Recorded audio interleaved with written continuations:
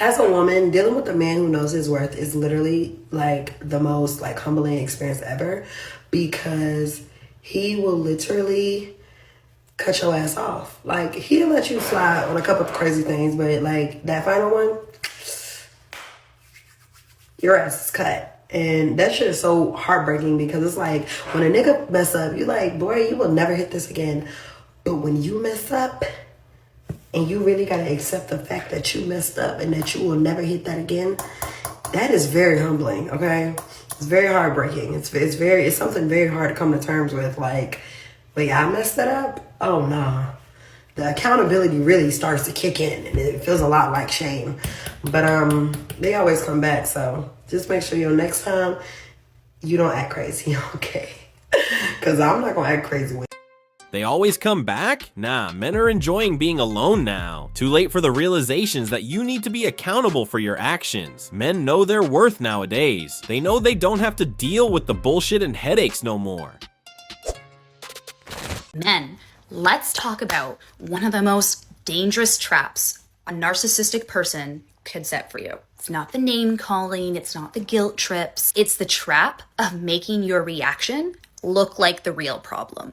Here's how it plays out.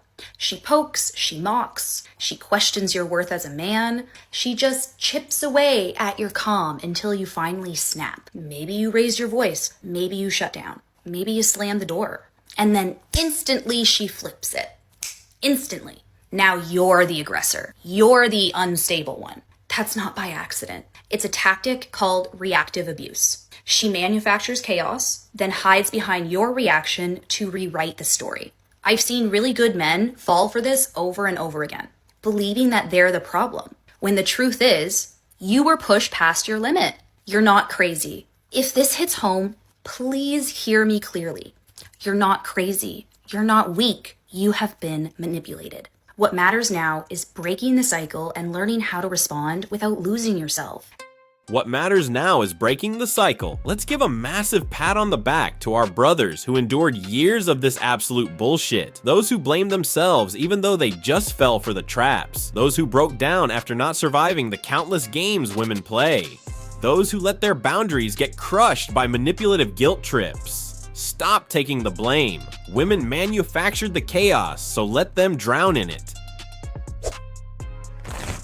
Fellas, is it true you all have to work 10 times harder than your fathers did to get a woman who's given 10 times less than your mothers? And if that's true, why is that? Is it because women say that they want a leader and provider, but when you set a boundary like, you know, baby, don't wear that, or you can't go out dressed like that, all of a sudden they call it controlling? When you step up as a provider, you bringing money home, you working hard, giving her everything that she wants, she says, oh, I'm lonely because you ain't never at home. So fellas, y'all got to tell me, are y'all caught between being enough or doing too much? From the outside looking in, it seems like men are doing everything, y'all breaking y'all backs, and y'all still being told you're not nothing. I think the better question is, do you feel appreciated or do you just feel used? Please leave me some comments, y'all. I gotta unpack this. At this point, men have stopped asking for appreciation. Men are just done. Enough is enough. Imagine working double shifts to try to provide for a woman, and when she doesn't get her way, you're still the villain of the story. You can watch stories about it on TikTok or read about it on Reddit. The funny part is that some women are still defending their entitlement, calling it self-love. It's a joke. Men are being used as a paycheck while she plays the victim. PSA to all the ladies, it is better to be single with all the options in the world and all your time free and your mind not being occupied by a weasel than being with a guy who sits there and gives you the silent treatment when he doesn't get his own way, or is like Snapchatting other women, or is super insecure, so he has to put you down, has to put your career down, has to put your looks down, has to put your friends down, has to put your family down. Being with him is worse than being without him. That is when you know.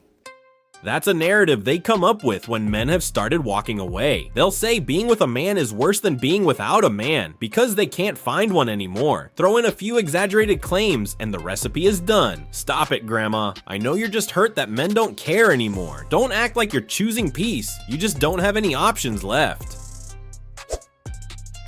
when she blames you for not being enough. I had a client who bent over backwards for his girlfriend, planned dates, supported her, did everything under the sun to make this girl happy. But no matter what he did, it was never enough. She just dismissed his efforts and just acted like they didn't count. Eventually, he did stop trying. He was drained.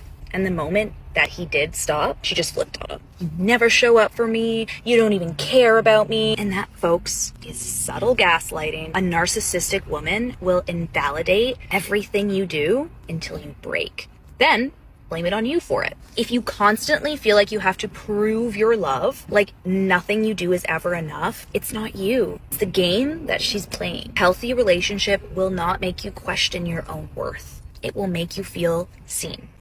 The marathon of false promises. Men will run themselves into the ground trying to reach that bullshit gold standard that changes depending on her mood. They have no intentions of appreciating you, so it's best to run in the other direction. There's no finish line, only a cliff. Stop running a race you're designed to lose.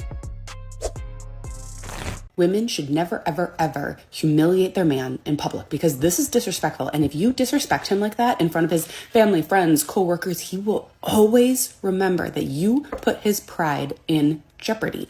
When you humiliate him like this in public or tease him in public or say something demeaning to him in public and other people can see it, it's other people lose respect for him, especially other men. Because if other men can see that that guy's wife doesn't even respect him, they're not going to respect him as much and they're going to know that they can walk all over him. The only thing that we as women should do in public is verbally affirm our men and let everybody know how awesome they are. That is the only thing that we need to do. Never, ever, ever humiliate him in public. I mean, this should be common sense and applies both ways. Respect shouldn't be a suggestion, brothers. It's the bare minimum. Unfortunately, there are women who just don't care. How many viral Karens have we watched where the husband/boyfriend's trying to calm down Karen, but all they do is turn around and shout at the man? The entitlement's crazy. They don't realize one of the greatest assets they can have is to understand the game and know that her man's public image is her own greatest security. You don't build a king by dragging him through the dirt for a cheap laugh. Sometimes I think about how hard it is to be a man. Like literally you have so many responsibilities each and every day. You have to take care of yourself, of your family, of your sisters, brothers, your wife, your girlfriend, and nobody is taking care of you.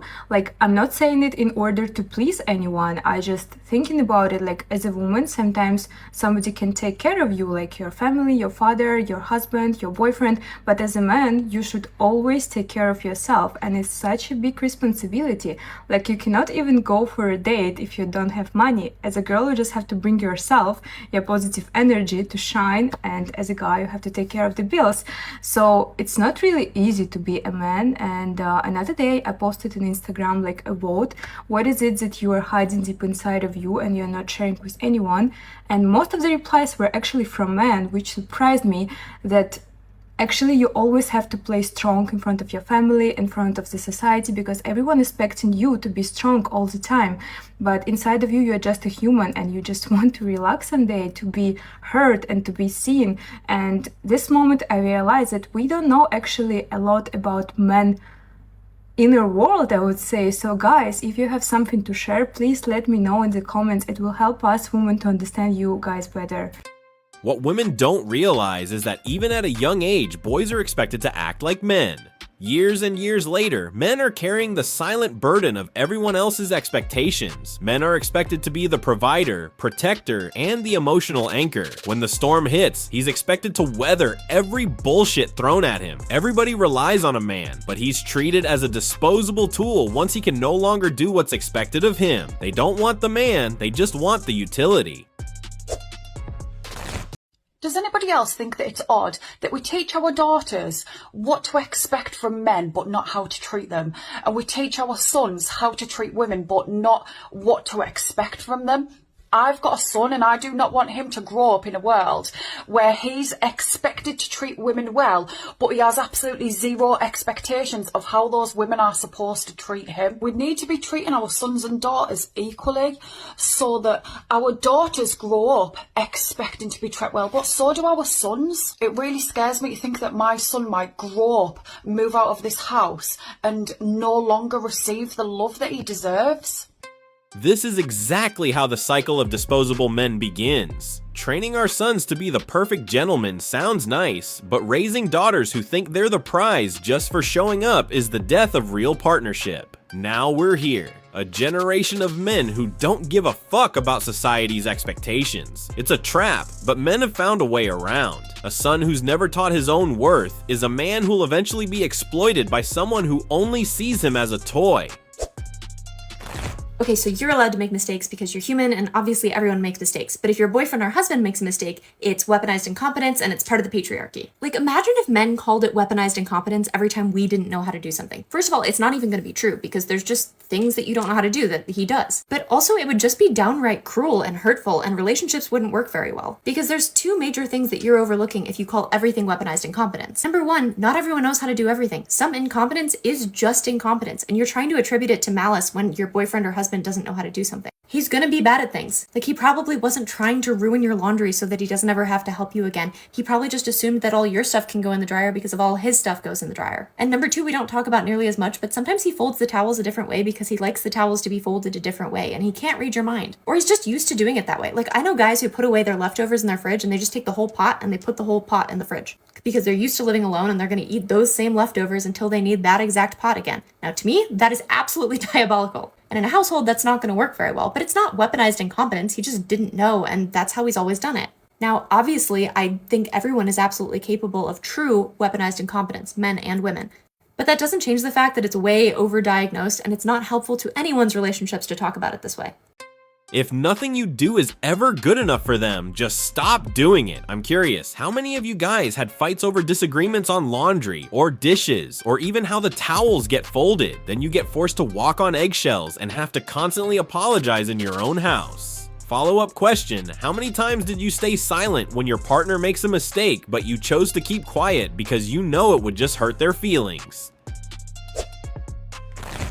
Men will literally be like, I'm fighting battles no one knows about. Whole time it's just gay thoughts. And this is why men don't speak up about their issues anymore. This is why some men are emotionally unavailable. This is why some men don't want to be in relationships anymore. Because of crap like this. A lot of men have a lot of issues going on in their lives. And they're not even heard, considered. A lot of men carry financial pressure, work brutal jobs, carrying loneliness, and taking care of a family. Anytime us ladies have an issue, we expect everyone to listen. We shove it in their face. But the second a man has an issue, we just make jokes and think it's funny. It's not funny. Men are literally losing their lives, and you're making jokes about it. You do realize out of the people who themselves, it's higher among men by quite a bit. Do you care at all? Do you have empathy at all? Or is it cool to get on the internet and say you don't have empathy for an entire gender?